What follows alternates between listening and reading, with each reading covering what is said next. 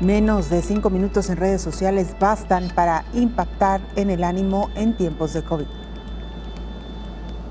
Las personas que pasaron unos minutos leyendo malas noticias relacionadas con COVID en Twitter o viendo un video en YouTube manifestaron un menor optimismo en menos de 5 minutos, revela un estudio publicado en PLOS ONE. Investigadores de la Universidad de Essex explican que la gente a menudo busca información como medio para hacer frente a situaciones desafiantes, por lo que examinaron las consecuencias emocionales de exponerse a breves fragmentos de información frente a un grupo de exposición sin acceso a este contenido. Bastó el consumo de 2 a 4 minutos de noticias relacionadas con COVID para conducir a reducciones inmediatas y significativas en el afecto positivo.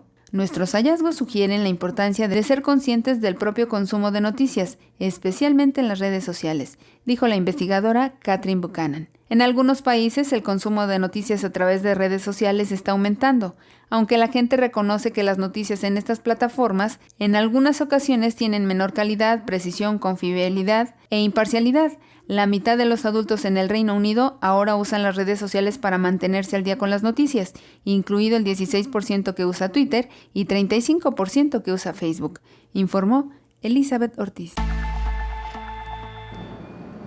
Saludamos en la línea telefónica, como todos los días, al doctor infectólogo Héctor Raúl Pérez Gómez. Doctor, ¿cómo le va? Bienvenido. Hola, querida Belén, buen día. Qué gusto saludarte y saludar a nuestra amable audiencia. Igualmente, doctor, quisiera empezar, si me lo permite, haciendo un muy breve paréntesis antes de entrar de lleno al tema que hoy nos ocupa y que tiene que ver con la información falsa que se difunde a través principalmente de redes sociales, que tanto daño ha causado en medio de esta pandemia, doctor. Pero, si me permite, el secretario de Relaciones Exteriores en México, Marcelo Ebrard, acaba de publicar un tuit en su cuenta oficial hace poco menos de una hora, en el que dice textualmente: nos informa el gobierno de los Estados Unidos que la reapertura de la frontera a actividades no esenciales ocurrirá a partir del próximo 8 de noviembre. Aplicará para personas vacunadas.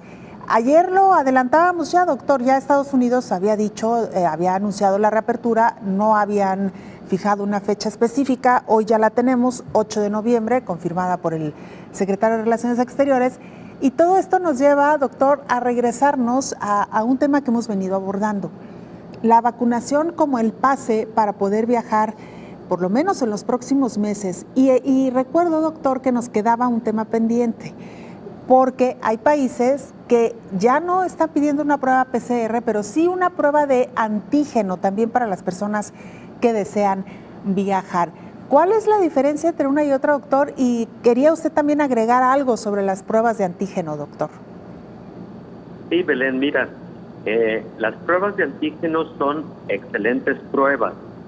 Sin embargo, su mejor desempeño es cuando un paciente que tiene COVID se encuentra con sintomatología.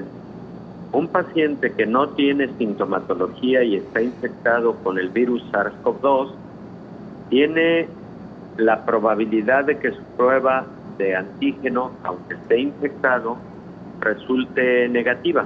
A eso se le conoce como falsas negativas. Entonces, digamos que ahí queda un pequeño riesgo de viajar aún en presencia de infección asintomática. Lo ideal en esos casos, cuando la infección es asintomática, es la realización de las pruebas de PCR, que han sido los estándares de oro del diagnóstico de COVID-19. Ya hay ahí algún par de publicaciones que empiezan a sugerir que hay pruebas de antígeno de nueva generación que también desempeñan de forma similar en cuanto a la sensibilidad del diagnóstico, similar a la PCR. Entonces, creo que eso es algo que se tiene que tener en consideración, para que además, para incrementar la seguridad en el riesgo o en la reducción del riesgo en las personas que realizan un viaje determinado, es que también se haga el cuestionario de sanidad que se aplica cuando sales del país, y que este sea llenado de manera adecuada y con mucha veracidad, porque aquí entonces sobreviene un asunto ético y diría yo casi moral, para que las personas tengamos un alto compromiso social de evitar a toda costa el riesgo de transmitir la enfermedad.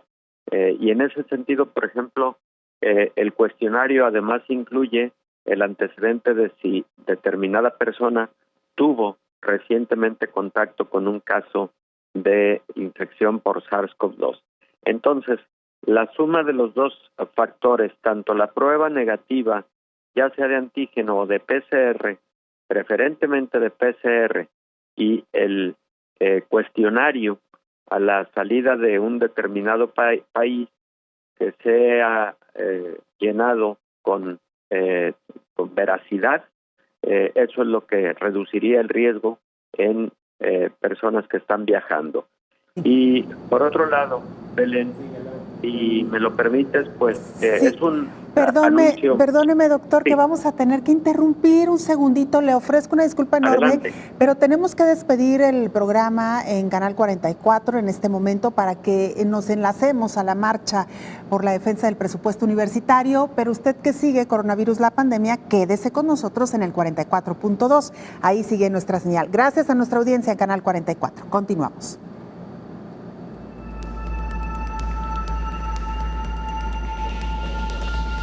Nosotros continuamos entonces en la señal del 44.2. Discúlpeme, doctor, que lo tuve que interrumpir un momentito, pero seguimos al aire en el 44.2. Adelante y retomamos su idea, por favor. ¿Cómo no?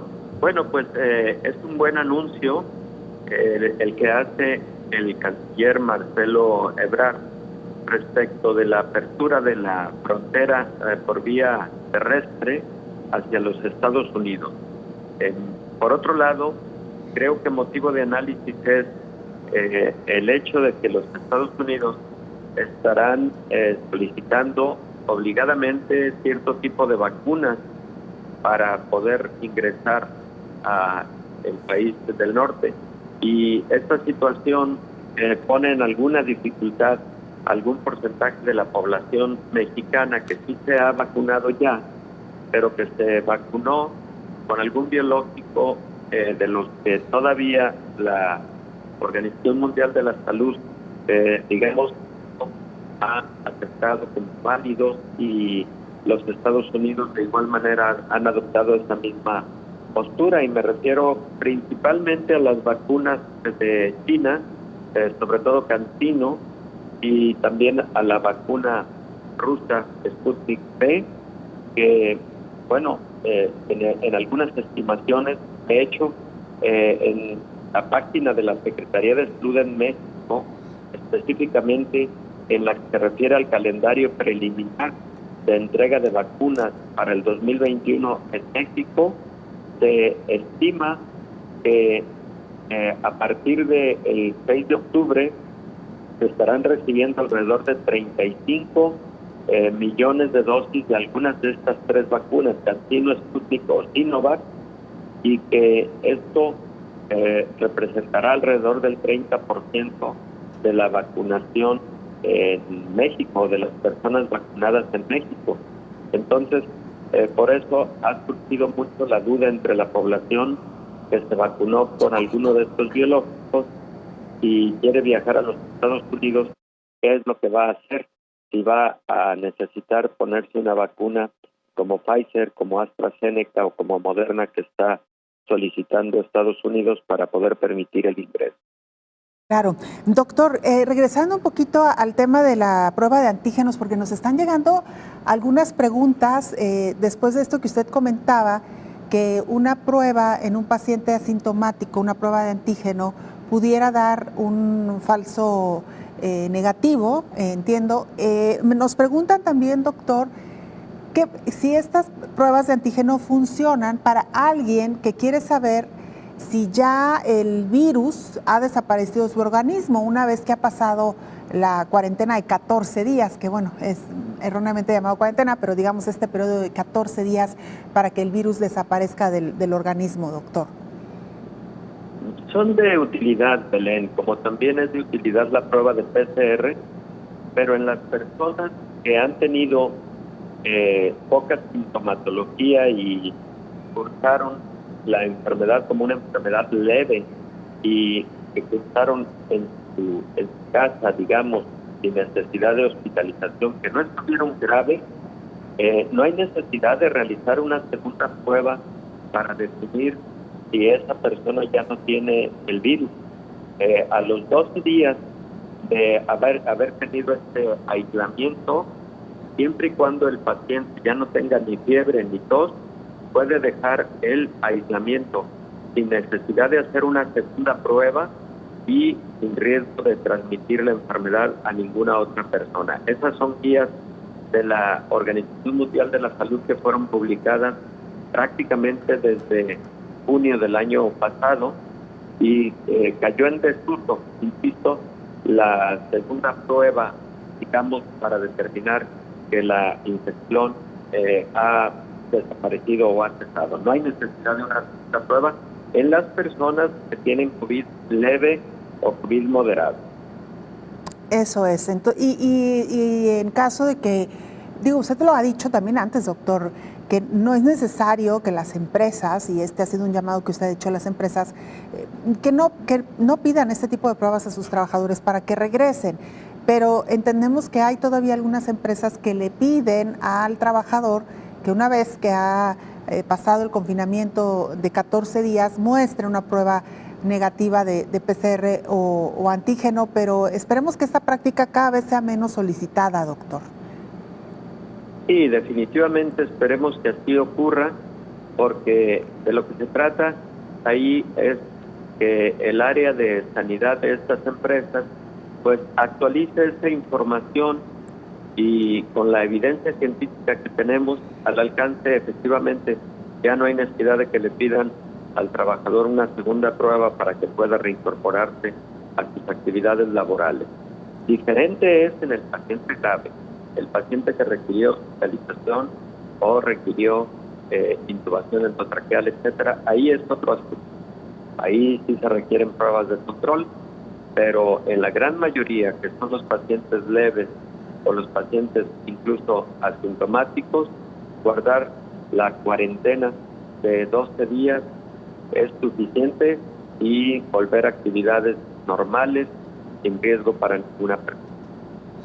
Así es, doctor. Pues antes de irnos a la pausa y un poco para ir cerrando este tema que abríamos con el anuncio del secretario de Relaciones Exteriores, Marcelo Ebrard, sobre la reapertura de fronteras de Estados Unidos, recordarle nada más a la población, doctor, a la audiencia, que las vacunas que sí acepta Estados Unidos es Pfizer, BioNTech, AstraZeneca, Janssen de Johnson & Johnson, Moderna, Sinopharm, Sinovac, Coronavac. Las que no están en esta lista que el propio Estados Unidos ha hecho pública es Sputnik V y también pues unas que ya esperábamos, el caso de Abdala y Soberana, que son de origen cubano, y Novavax. Con esto y otros datos regresamos, doctor, si le parece.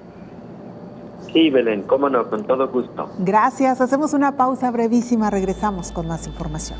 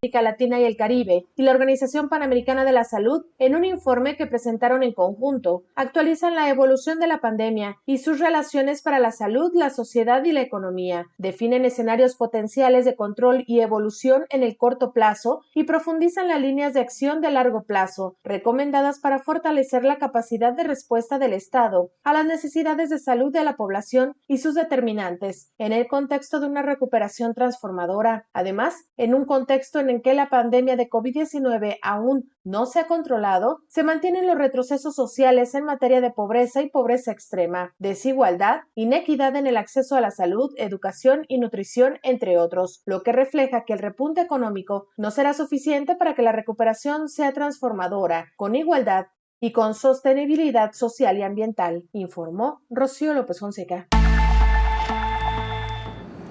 Regresamos a nuestra charla con el infectólogo Héctor Raúl Pérez Gómez. Doctor, el tema que hoy estamos abordando de manera muy particular tiene que ver pues con esta difusión de información falsa que tanto ruido ha generado. Afortunadamente se han establecido ciertos controles que ha permitido que esta llamada infodemia cada vez sea menor, doctor. Sí, definitivamente ha sido un problema importante, Belén, lo relativo a la falsa información en tiempos de la pandemia de COVID-19, porque en muchos momentos ha llevado a confusión en cuanto a tipo de tratamientos que podrían recibir las personas para el adecuado manejo de esta enfermedad, muchos de los cuales fueron medicamentos o incluso no medicamentos, pero sí lo que conocemos como remedios que de ninguna manera ofrecían algún beneficio a los pacientes y que por otro lado sí podían generar retraso en el adecuado manejo, sobre todo en los pacientes graves. Muchos pacientes en el mundo sufrieron de evolución a la gravedad y frecuentemente seguro que ocurrieron fatalidades por exceso de confianza en algún tipo de medicamento, remedio, algún compuesto que no siendo científicamente comprobado, lo que hizo fue hacer perder tiempo valioso a los pacientes, a su familia.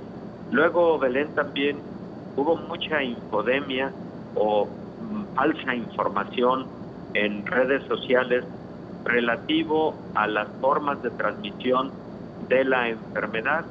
Y lo peor es que hubo en muchos momentos información, digamos, negativa hacia la utilización de medidas que posteriormente se confirmó científicamente eran medidas óptimas para la prevención de transmisión de esta enfermedad que se transmite por vía aérea.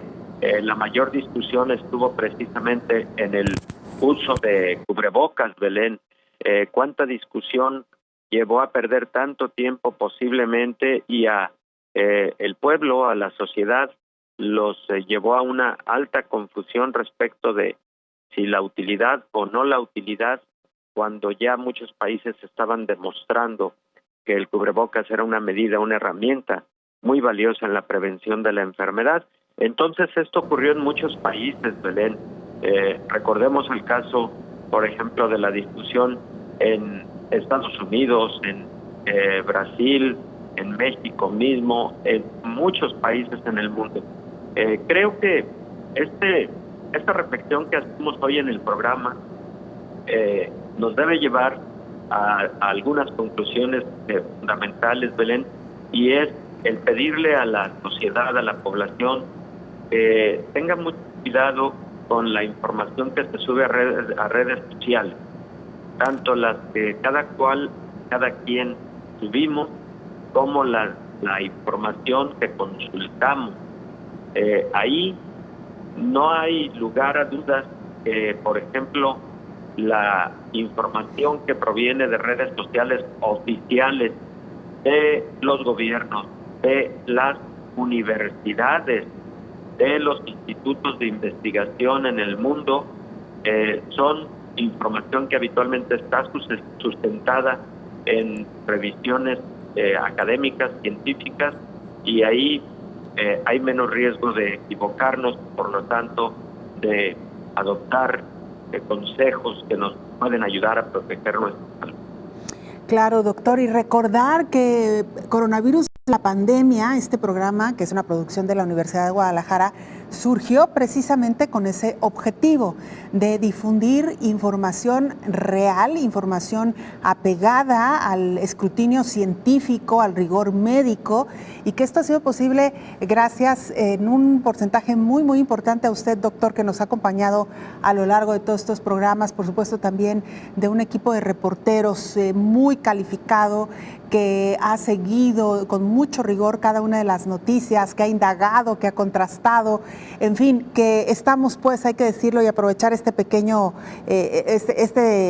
espacio en estos segundos para, pues, decir que estamos muy orgullosos de ser parte de la otra cara de la moneda, los que informamos apegados a la veracidad, el rigor y sobre todo apegados a la ciencia y a la medicina. Doctor, si me permite nada más recordar también que al inicio de la pandemia un grupo de analistas de datos de Facebook tuvo una reunión con ejecutivos para solicitar recursos que contribuyeran a medir la prevalencia de la desinformación sobre la COVID en esa red social en particular. Los analistas dijeron que saber cuántos usuarios de Facebook habían visto información falsa o engañosa sería complejo y que tal vez tomaría un año o más, según 2 personas que participaron en la reunión, pero añadieron que si se hacían algunas nuevas contrataciones para el proyecto y se reasignaban algunos empleados, la compañía podía emprender esa acción. Estoy leyendo una información que se publicó hace varios meses en el New York Times y que nos habla también, doctor, de alguna manera de los esfuerzos que hicieron estas compañías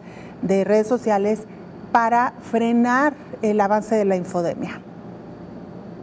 Pues definitivamente fueron muy buenas acciones, Belén, que de alguna manera contribuyeron a que no fuera más impactante todavía de lo que sí fue la falta de información en redes sociales. Y mira, Belén, qué bueno que haces el comentario respecto del programa de coronavirus, la pandemia. Yo también me siento profundamente orgulloso de pertenecer a este equipo que se conformó con ese propósito que tú bien has señalado. Y es que hemos procurado en todo momento que cada comentario, que cada cápsula informativa de nuestras compañeras, que cada detalle del programa esté apegado a alguna publicación académica, alguna publicación científica validada a nivel internacional. Y precisamente creo que esto es lo que nos debe llenar de satisfacción. Belén, tú has hecho un trabajo extraordinario en esta conducción. Por supuesto, en algunos momentos ha sido el caso de nuestro compañero Omar, de nuestro querido compañero José Ángel, doctor. José Ángel Gutiérrez. Y todo este equipo creo que lo ha hecho precisamente con esta idea, con la idea de apegarnos a lo que está publicado y evitar con todo ello que la infodemia siga invadiendo a la población y le genere mayor riesgo de pérdida de la autoridad. Claro, doctor. Y por supuesto, el llamado a seguir contribuyendo como sociedad, doctor. Al final, el hecho de retomar esta información y no olvidar que es importante informarse a través de las fuentes adecuadas, es porque seguimos inmersos en esta pandemia. Las noticias falsas siguen circulando a pesar de todo. A pesar también de los llamados y de los esfuerzos que han hecho algunas empresas, no necesariamente han estado a la altura de lo que realmente se necesita. Y a final de cuentas, me parece que sí es responsabilidad individual en lo particular tratar de informarse a través de las fuentes oficiales, doctor, y que esto sirva para tomar decisiones de manera informada, consciente y sobre todo pues evitar continuar con la transmisión de la enfermedad, doctor. Sí, Belén, definitivamente de eso se trata, de que los medios de comunicación, de que las redes sociales, de que toda la tecnología de información que tenemos en la actualidad y que es muy valiosa sea aplicada positivamente y en beneficio de la sociedad. Tenemos herramientas maravillosas. Hoy una noticia corre, pero en milésimas de segundo por todo el mundo, y eso debemos aprovecharlo, pero para propósitos positivos, Belén, para transmitir y para difundir información científica, académica, información que nos permita protegernos a todos y que nos permita protegernos a nosotros mismos en el caso específico de esta pandemia de COVID-19, pero es el caso también de, en general, la protección a nuestra salud. Hablábamos hace algunas semanas de la importancia que tiene la educación para la salud, la prevención, la adopción de estilos de vida saludables para todo lo relativo a disminuir las enfermedades crónicas no transmisibles también, como diabetes, hipertensión, etcétera.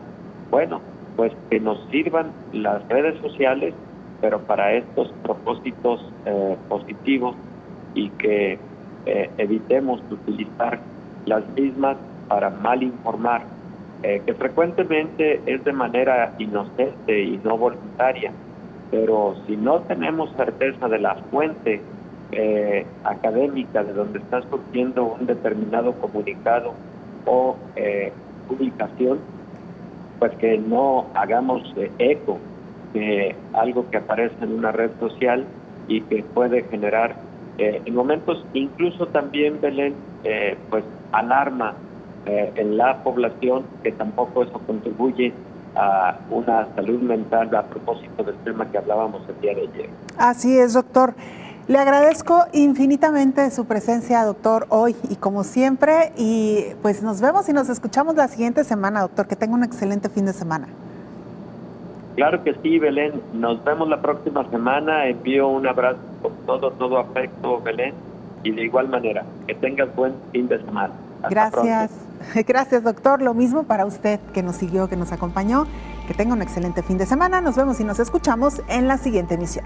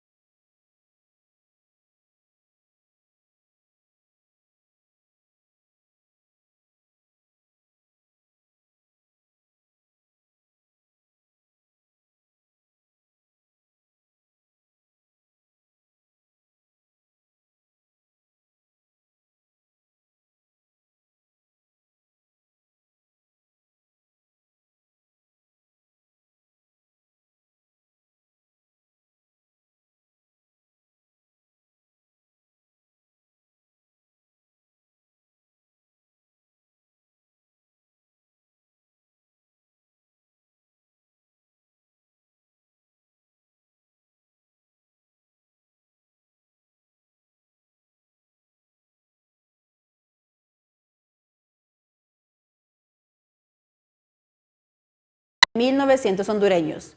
Con la finalidad de acercar más los servicios de salud y la vacuna contra el COVID-19 a toda la población, la Secretaría de Salud en la zona norte del país vacunó contra el COVID-19 a más de 7,000 personas en la terminal de buses de San Pedro Sula.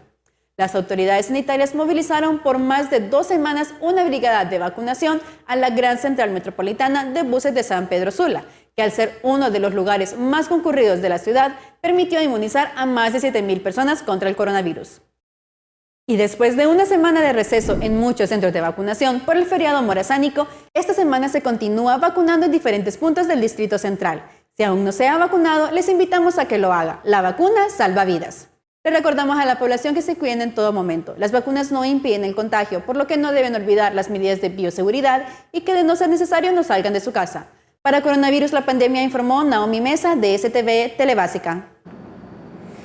Vamos a hacer una revisión de lo que está pasando en el mundo. En Italia, por ejemplo, se reabren teatros. En Rusia están de nueva cuenta en números rojos. El recorrido por el mundo. Médicos y matronas instan a las futuras madres a vacunarse contra la COVID-19.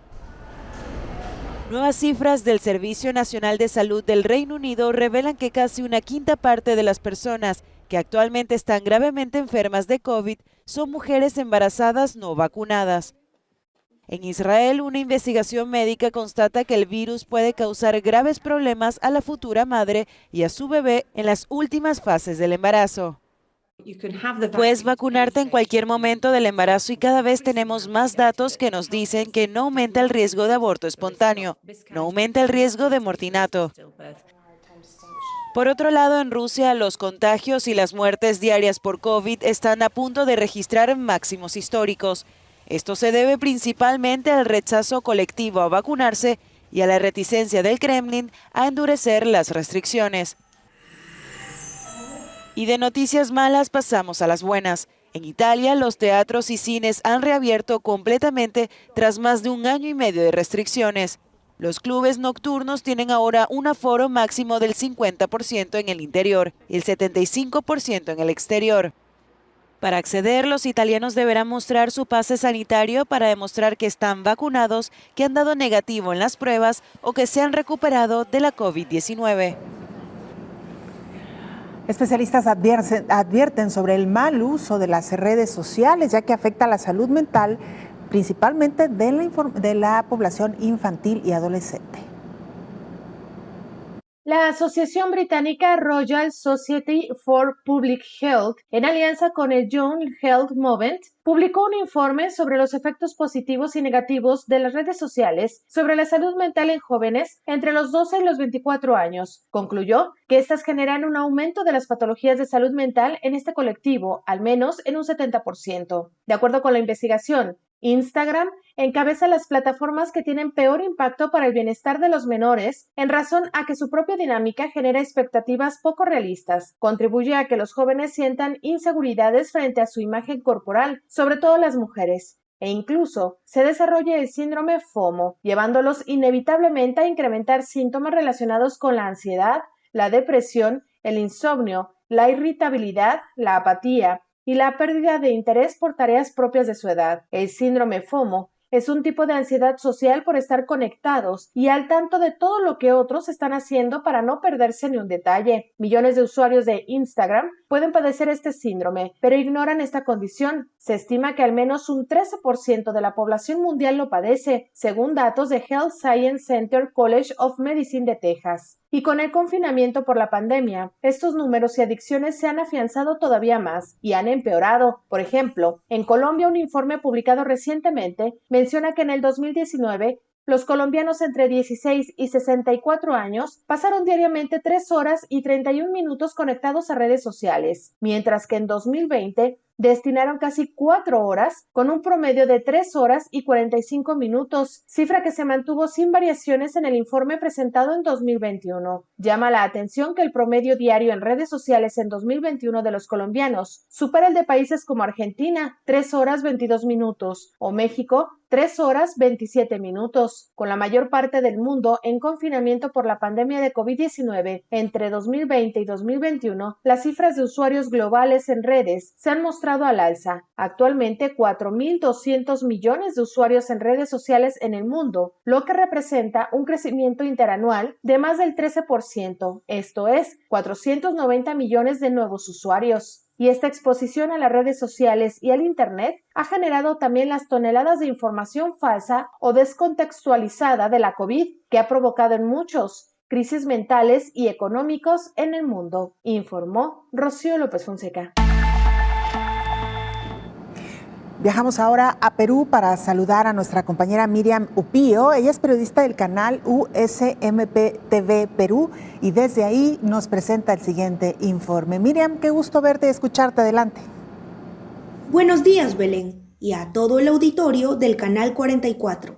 El proceso de vacunación en el Perú contra la COVID-19 sigue avanzando a grandes pasos, pues hasta la fecha se han aplicado más de 28 millones de vacunas a nivel nacional. Los indicadores estadísticos muestran que la población peruana inoculada con ambas dosis en las 3 regiones del país ya supera el 50%. En el caso específico de la capital, el director general de la Dirección de Redes Integradas de Salud en Lima Norte, Darwin Cuadros, indicó que el 41% de la población de este sector, conformado por 8 distritos, ha completado su proceso de inmunización. Reveló también que el distrito del Rímac posee el mayor porcentaje de personas protegidas contra el coronavirus. Para estimular una mayor participación en la campaña de vacunación, algunas empresas han ofrecido incentivos económicos a sus empleados que certifiquen haber recibido ambas dosis. Es el caso, por ejemplo, de los centros comerciales que a partir del 15 de octubre sortearán diariamente 1.000 soles por un periodo de 30 días. A esta iniciativa se suman algunas operadoras de telefonía móvil que harán atractivos descuentos en sus tarifas y realizarán sorteos de equipos celulares. Asimismo, el Ministerio de Economía y Finanzas aprobó un considerable monto para ser transferido al Ministerio de Salud, con el propósito de financiar la adquisición de más vacunas. Por otro lado, se espera la entrega de un nuevo lote de vacunas AstraZeneca y Pfizer a finales de este año, gracias al acuerdo firmado con la Organización Panamericana de la Salud para concluir con la inoculación de toda la población peruana. Mientras esto se regulariza, se podrá hacer uso del nuevo lote de vacunas Pfizer. Este nuevo arribo de 702.000 vacunas del laboratorio estadounidense podrá servir para inocular a los grupos etarios aún restantes. Para ello, el MINSA ya tiene programada la inmunización a jóvenes mayores de 18 años en Lima Metropolitana, Callao, Ica y Lima Región, así como a nivel nacional desde este 11 de octubre. Adicionalmente, se ha establecido la visita de personal de salud a viviendas de 7 diferentes distritos. A través de brigadas, se realizará una campaña de vacunación a jóvenes mayores de 21 años por 3 días en los distritos de Lima Sur. Asimismo, para cerrar brechas etarias, las brigadas llegarán a diversas zonas de los distritos de Villa María del Triunfo, Lurín, Chorrillos, Villa El Salvador, Punta Hermosa, San Juan de Miraflores y Pachacámac. Por otra parte, también se anunció que se realizarán estudios sobre la efectividad de una tercera dosis de refuerzo de la vacuna contra la COVID-19, que podría aplicarse a partir de la quincena de octubre al personal de salud de primera línea. Gracias a todos estos esfuerzos, a la fecha, el 50% de camas UCI a nivel nacional están libres para pacientes COVID-19. Esto ha logrado posicionarnos como uno de los países latinoamericanos con mayor reducción en la tasa de defunciones durante la pandemia, y esperamos mejorar estas cifras. Reportó Miriam Upío desde Lima, Perú, el área periodística de USMP Televisión para el programa Coronavirus, la pandemia. Muchas gracias, Miriam, por este informe muy completo, muy ilustrativo, y también aprovechamos para enviar un saludo a nuestros hermanos peruanos. Vamos a la pausa, regresamos con más información.